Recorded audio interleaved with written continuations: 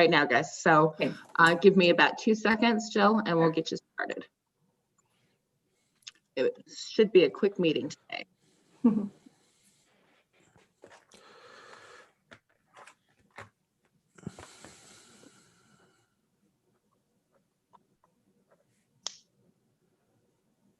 Okay, I'm ready.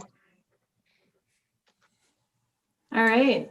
Well, good morning, everyone. I will call the January meeting of the Colorado Mineland Reclamation Board to order. Thank you, everyone, for being here. Some people in the waiting room. Yep, I got them.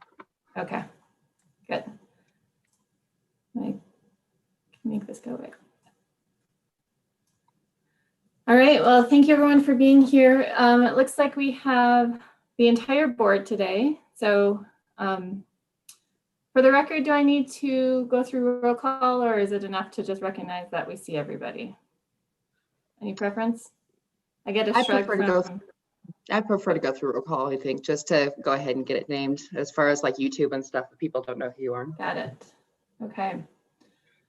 All right. Karen Utterbeck Norman. Here. Nell Wareham. Here. Tim Mock. Present. John Singletary. Here. Lauren Duncan. Morning. And Forrest Luke. I'm here. All right, I think I got everyone. Thank you. All right, well, it is going to be a short meeting today. It's a historic day, obviously, with the inauguration happening, and I understand there's people might be distracted, want to be watching that, and we'll get through this fairly quickly, but we do have some things to do first. First is the approval of the December 2020 summary of minutes. Do we have a motion or any corrections? So move. Second, this is now. Moved by Mr. Singletary, seconded by Ms. Wareham. All those in favor say aye. Aye. Aye. Aye. Opposed? All right, thank you. The minutes have been approved. We have one continuance, number 5. This is the second continuance in a row for this matter. I'm assuming that means we'll either get on the consent agenda next month or it will be heard. That's correct. That's what, yep, that's my understanding. And this is actually the 3rd time. So. Okay. All right. With the understanding that this hopefully will be the last time this is continued, is there a motion? Sorry, Jenny, were you trying to say something? It will be the last time. They've been grappling with some issues with the federal government, Okay. but this will be the last time. Okay, thank you. Is there a motion on the continuance? I'll move that. This is Forrest. Second. Moved and seconded. All those in favor say aye. Aye. Aye. Aye. Opposed? All right, thank you. The continuance has been approved. Okay, Executive Director's Report. Mr. Mock. Good morning, Madam Chair, members of the board, Director Brannon, Tim Mock, Deputy Director for Department of Natural Resources. Just wishing everybody a happy new year and hope you had a very restful holidays. Look forward to working with you in 2021. A couple of updates here from DNR, the Colorado Geographic Naming Board that was put together in the middle of last year continues to meet. We had a meeting about 2 weeks ago, ratified a set of bylaws. We're now working on a process to consider naming proposals for geographic locations that are pending before the U.S. Board of Geographic Names. I suspect that we will probably get underway in considering naming proposals late this spring, early summer, once we've gotten the board fully stood up. Colorado Water Plan updates continue to progress. For those that might be interested, CWCB staff have scheduled the next virtual public forum event, Water Plan Riverside Chat for January 27th. It'll include an interview-style discussion with Director Becky Mitchell and various staff involved in the process. So let me know if you're interested in that. I can get you details. The state of Colorado, you might have heard at the end of last week, through the Department of Natural Resources, file a complaint in Colorado Federal Court challenging the approval of the U.S. Department of Interior BLM management resource management plan for the Uncompadre Field Office, the UFO, in southwestern Colorado. This RMP was finalized in 2020. It governs mineral extraction and other land use activities on federal land spanning 7 counties in southwestern Colorado. We had protested the proposed RMP in 2019. And Governor Polis also submit inconsistencies with the RMP and state policies, but those concerns were dismissed by the BLM. Our complaint does seek to bring resolution of the BLM's UFO RMP, which affects federal land use decisions on nearly 700,000 acres. Parks and Wildlife Commission met last week. They had a robust discussion regarding the implementation of Proposition 114 and the reintroduction of wolves. They committed to reintroducing wolves by the December 31st, 2023 timeline that's within the Proposition 114. Parks and Wildlife is also, I might have mentioned this in some of my other updates in the past, has embarked on a new initiative to balance conservation and recreation through what's being called our regional outdoor partnerships. We are seeking to work with local communities in developing conservation and recreation plans that will then roll up into a state conservation and recreation plan. We've also organized a recreation and conservation council of pertinent departments within the state of Colorado to help with this effort. We are looking at formalizing some regional partnerships, 1 to 5+ counties organized by the end of this upcoming fiscal year, have 3 or 4 of those in place. And along with that, it will provide some level of funding to assist with facilitation of the local regional plans. Not much going on at the legislature right now. As you know, they're going to be in session for a couple of days, a lot of SMART Act, JBC hearings, and then they will come back in February after taking care of some impending business right now. That said, the Capital Development Committee voted to approve our department's 2021 capital supplemental request for $20 million in general fund to support capacity expansion and infrastructure improvements at 12 state parks. And then the JBC will consider the request for inclusion in the supplemental package on Friday, January 22nd. JBC will also consider the supplemental portion of our wildfire stimulus proposal, including $10 million in the current year funding split between the CSFS Forest Restoration and Wildfire Risk Mitigation Grant Program and the CWCB's Watershed Restoration Program. And they're considering that this Thursday, January 21st. And then finally, state land board submissions for renewable energy planning leases have been increasing. Last year, the state land board approved 80 megawatts of wind and 200 megawatts of solar projects on state trust lands over the past year. They in total raised or earned $171 million for trust beneficiaries, the agency's 6th highest earning year. And then they've also moved forward on affordable housing projects on state trust lands, commencing construction at 13th and Sherman. And that concludes my executive director's update. If there's any questions, I am willing to engage. And this is Forrest. I have a question on wolves. Given that wolves were seen in Moffat County and certified that they were there, does that affect the forthcoming reintroduction? I don't think that it necessarily affects the forthcoming. I think what's interesting and what we don't know yet here is the federal involvement. As I think we all know here on the call, wolves were delisted within the last month.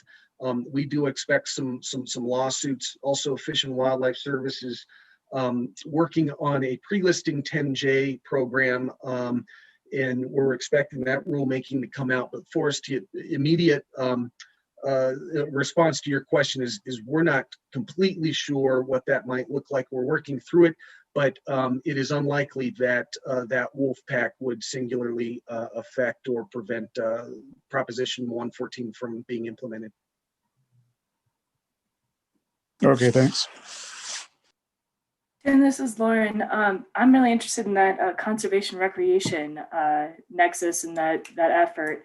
How would I kind of stay engaged in that process and the outcomes of that effort?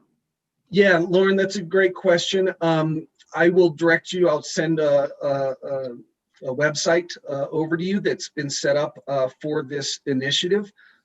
Right now, Okay. they've been seeking, they've stood up what's called our co-op or outdoor partnership, which is a statewide sort of stakeholder organization that will help oversee and kind of direct or provide input on the state planning process.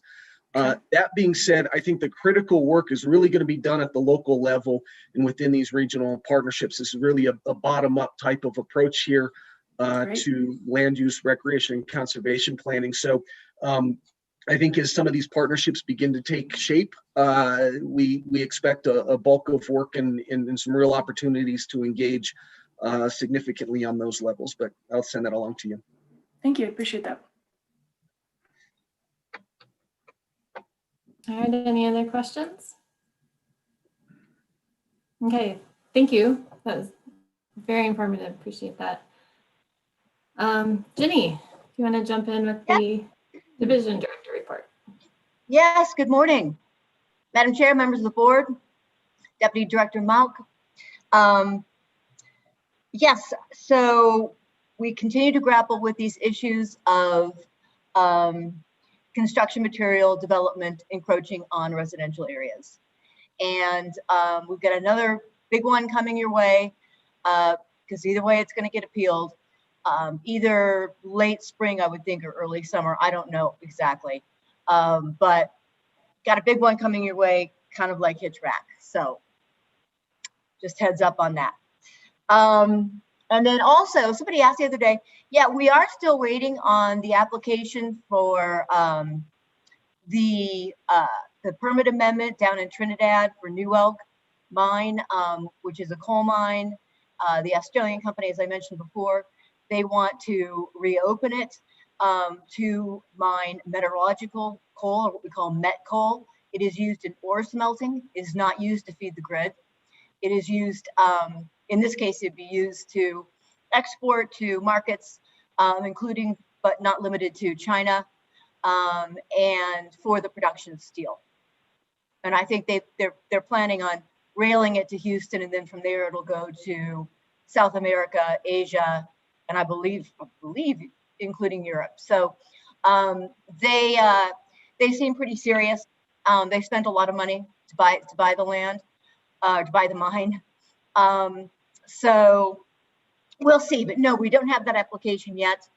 I think they're still trying to sort out their issues, and they've got a lot to work out with the local jurisdiction in terms of infrastructure. The local jurisdiction, from our impression, seems positive about, you know, an infusion of 300 jobs, or possibly even as many as 350. It's just infrastructure, you know, and there's no really good suburb to Trinidad, right? There's nowhere to like live and then commute in. So I think they're grappling with those issues, but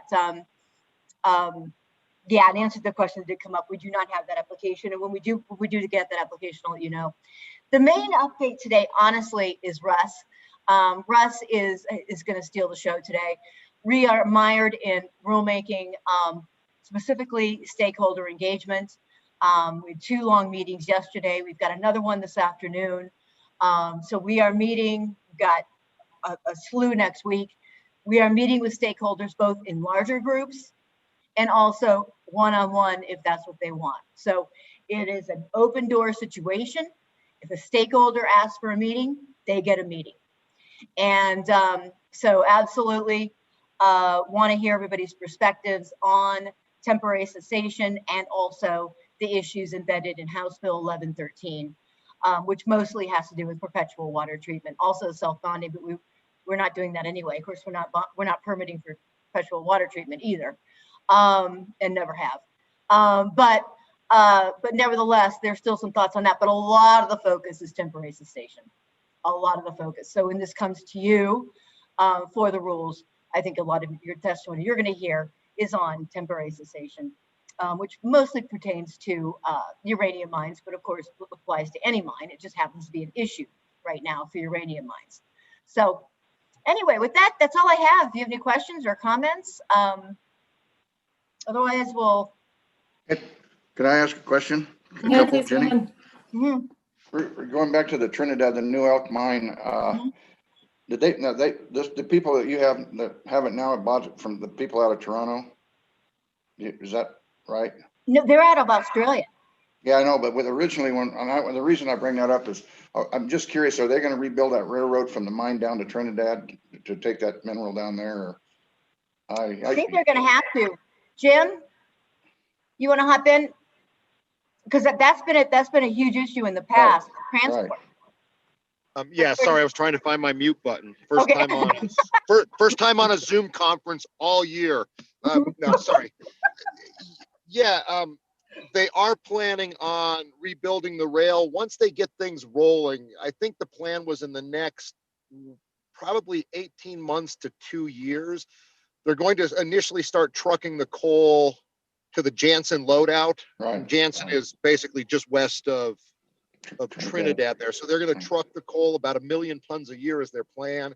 Once they get things moving, they are planning on rebuilding the rail. I think he said, Mark Gray, the CEO for Allegiance, said it's about a $10 million Right.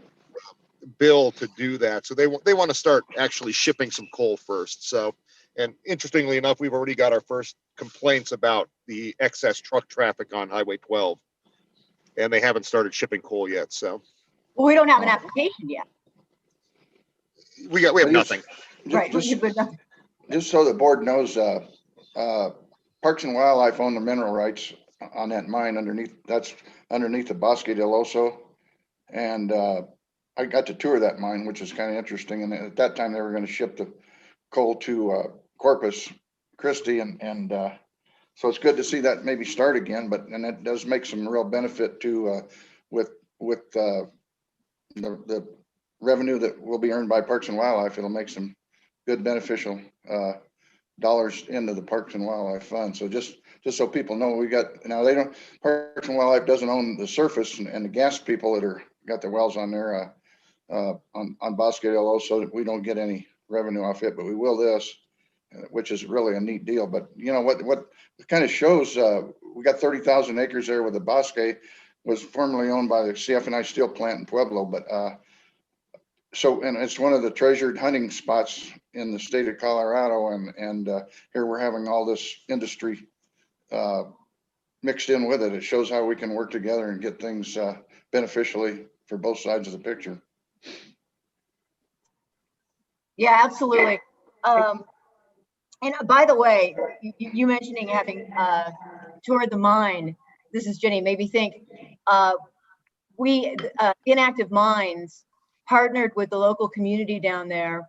There's a Latino group and another mining group, and they produced really a great calendar for 2021 if anybody wants it, having to do with the historic mining that went on down there, and the families and the people. And it took a long time. I mean, this project started a good while ago because they had to track all these people down. Well, first of all, figure out who's still living, right? And then track all these people down, and then or their heirs, and then interview them, and then put together the calendar. So it's been a while in the making, but it's really exciting. And if you guys want one, I would love to you get one.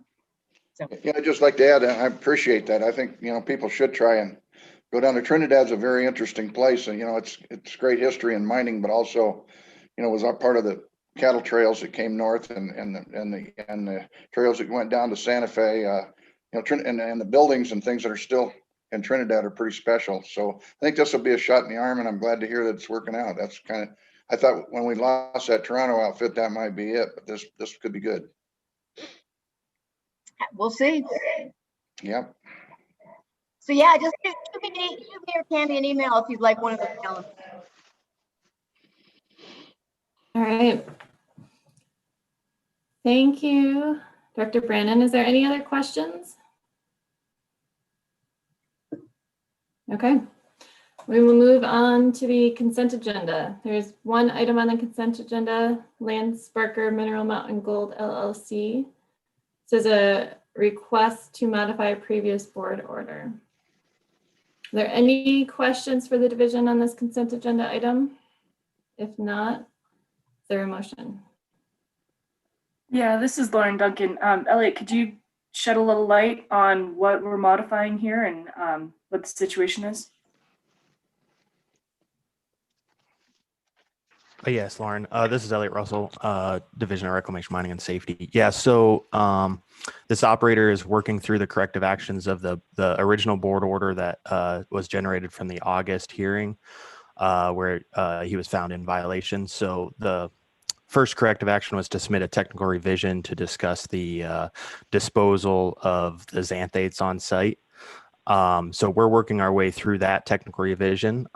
So that's just been back and forth through permitting, and therefore we need the extension. He's requesting an extension for the deadline on the second part of that corrective action on that board order, which was to submit an amendment on the permit to discuss his milling that is occurring. So essentially it's just the one is trying to be complied with, and we got to push the other one down the road just slightly. This is the second extension on that amendment deadline, and Lance has indicated this is going to be the final extension. So we're expecting to get the technical revision wrapped up to the point where they can work on getting the amendment paperwork together to submit that for review. Great, thank you for the update.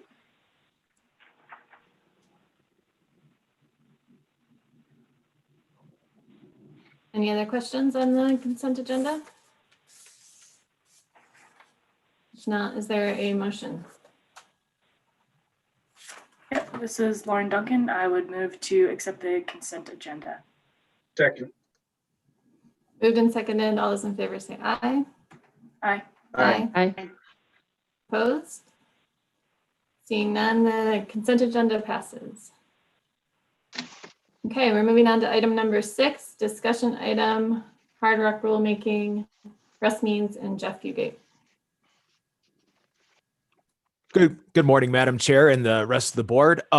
Just a quick update on, as Ginny alluded to and stuff, we've been very busy with our starting our informal process with stakeholders regarding our rulemaking in Hard Rock. We had our first group meeting and stuff on January 7th. We had over 30 participants and stuff on a Zoom meeting, which was very fruitful discussions, kind of laying out some of the baseline positions of both industry and conservation.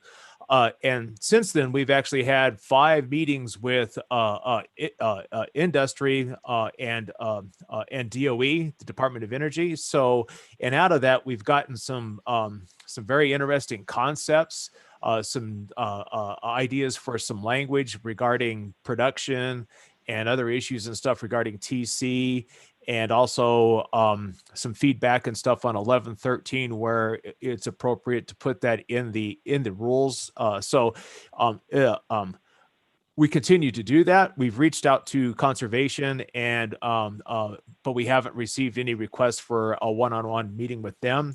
Next Tuesday is our second group meeting, and that's actually 2 sessions. One of them is going to be on 1113.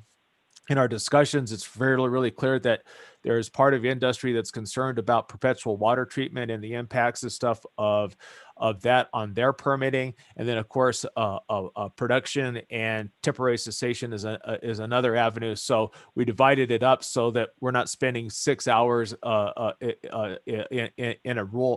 in a discussion, but giving us a little bit of a break and stuff in that, so that we can get some other things and stuff done as well for everybody. Based on some of the information and stuff that we've had, Jeff and I have been looking at our schedule, and we anticipate that we're going to probably be adjusting that schedule. We came out of the blocks fast. and we've gotten some great information back. But as I said before, we want to do this right. We don't want to do it fast. So there's some of the language and some of the concepts and stuff there that we have to obviously review that to make sure that it conforms and works with the act itself. And also we need to have conservation's views and stuff on that. And we're actively seeking that. So next week, we will sit down with the entire informal group, and we will probably be looking at adjusting our schedule, at least giving what we're thinking and stuff is maybe 30 more days of the informal process. And then from there, the division's going to have some time to digest all of this, do some revisions, and then roll that back to the informal stakeholders and stuff before we start the formal process. So with that, I'm open to any questions or comments and stuff from the board.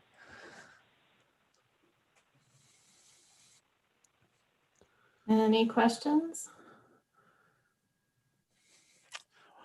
Well, that makes it easy. All right. So, but it's been very, very good conversations and stuff with the industry and stuff from multiple parties. And I think that's the most important thing. We're really engaged with them. So. No, I think getting that involvement and getting that feedback is really important, and doesn't make sense to rush the timing if you can get meaningful work done in the meantime, it's going to make the board's job easier in the end. Well, that's what we're hoping for. So. I was about to say our job, but it's going to be a different board. Right. Go Madam ahead. Chair? Yes. Yeah, please. I didn't mean to interrupt. I'm sorry. No, go ahead. To your point, it's going to be a different board. I mean, that was a consideration. You know, we have a very seasoned board right now, but we think it's better to err in the favor of inclusion and making sure that everybody feels heard, not just feels heard. I hate that term. Is heard, and their concerns are taken into consideration, and that we proceed with a very thoughtful process. So yes, thank you. All right. Any other questions on this matter? Okay. So that brings us to time for public comment. I'm going to throw it out there. I don't see anyone from the public on the Zoom call, but wanted to double check. Nope. Nobody's come on, so we're good. And executive session. Mr. Koyman, is there any reason we need to go into executive session today? Not right now. Yeah. Okay. Things are just kind of humming along with the judicial review cases, and not really anything to huddle with the board on or get direction from at this point. Okay. Anything else anyone would like to bring up before we adjourn for the month? Okay. Well, thank you, everyone. The meeting is adjourned. Thanks. Thank you. Thank you. See you next month. Yes.